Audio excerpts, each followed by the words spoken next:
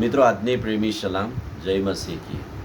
ઘેટા અને ઘેટા પાળકના સંબંધ વિશેની વાત હવે આપણે જોવાના છીએ. અને આ ઘેટા અને ઘેટા પાળકને લાક્ષણિક રીતે વચનોમાં કઈ કઈ બાબતો સરખાવવામાં આવેલી છે એ પણ આપણે જોઈશું. આ ઘેટાઓને લાક્ષણિક રીતે બાઇબલમાં જુદી જ્ઞાતિ, પ્રજાઓ, જૂથને કહીને સરખાવવામાં આવેલું છે. પહેલી વાત, યહૂદીઓ સાથે એની સરખામણી કરેલી છે. જો તમે ગીતશાસ્ત્ર 74 જોશો, તે લોકો પ્રાર્થના કરે છે કે હે ઈશ્વર, તે અમને સદાને માટે કેમ તજી દીધા છે? તારા ચારાના ઘેટા ને વિરુદ્ધ તારા કોપનો ધુમાડો કેમ ચડે છે? એટલે કે યહૂદીઓ એવી પ્રાર્થના કરે છે કે અમે તારા ચારાના ઘેટા છે. યહૂદી એક પ્રજા છે કે જે પ્રજાને ઘેટાના વાળા સાથે સરખાવવામાં આવેલા છે.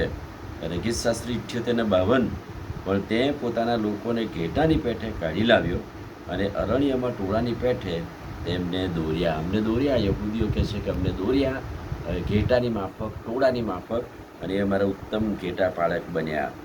અમે તો તારા લોક તથા તારા ચારાના મેઢા કે ઘેટા છીએ, નિરંતર તારી આભાર સુધી કરતા રહીશું.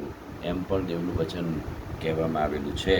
આ યહૂદીઓ સાથે આ ઘેટા અને ટોળાની સરખામણી કરવામાં આવેલી છે, એક જૂથ કે એક પ્રજાને.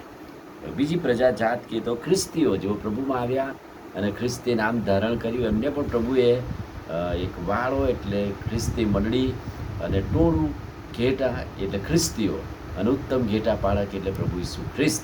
એ સરખામણી યોહાનની સુવાર્તાના 10મા અધ્યાયમાં આખો અધ્યાય તમે વાંચજો.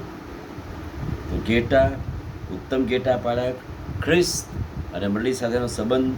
અને પ્રભુ કહે છે કે એ મારા ઘેટા અને હું એમનો ઉત્તમ ઘેટા પાળક છું, હું એમને દોરી જઈશ, લાવીશ. યોહાન 21:17 પિત્તરને પ્રભુ કહે છે કે તું મારા ઘેટાને પાળ. એટલે જે વિશ્વાસીઓ આવ્યા, ખ્રિસ્તીઓ થયા, એમના માટે કહે છે કે એ મારા ઘેટા છે, હું એમનો ઉત્તમ ઘેટા પાળક છું, તું એમને દોર. હેબ્રુ 13:20 આશીર્વચનનું વચન. હવે શાંતિનો દેવ જાણે ઘેટાના મોટા રખેવાળ તરીકે આપણા પ્રભુ ઈસુ ખ્રિસ્ત, જે સર્વકાળના કરાર તરીકે રક્તના મુવેલામાંથી ઉઠાડ્યો, એની વાત લખેલી છે. એટલે કે ખ્રિસ્ત અને મંડળી સાથેના સંબંધમાં ઘેટાઓની સરખામણી કરવામાં આવેલી છે.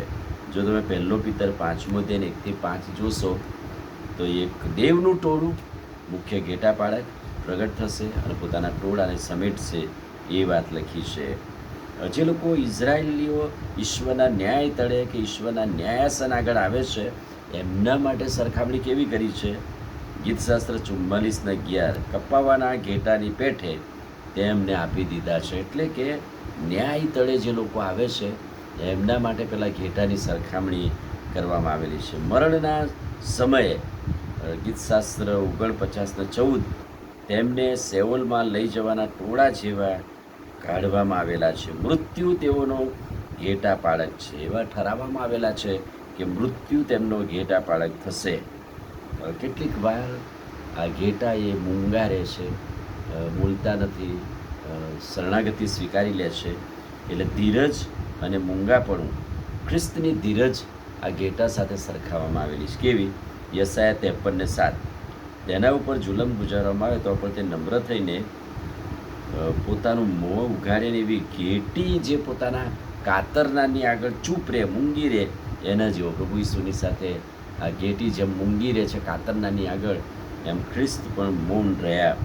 અને છેલ્લી વાત, ભૂલા પડેલા લોકો, જેઓ ભટકી ગયા, ભૂલા પડ્યા, તો ભૂલું પડેલું ઘેટું એની સરખામણી કરવામાં આવેલી છે. ગીતશાસ્ત્ર 119:176 હું ભૂલા પડેલા ઘેટાની પેઠે ભટકી ગયો છું. ટોળામાંથી જાણે કે ઘેટું ભૂલું પડી ગયું હોય, અને એટલા માટે પ્રભુ કહે છે કે મારા બીજા ઘેટા છે, આ વાડાની બહાર છે, એમને આ વાડામાં લાવવાની જરૂર છે.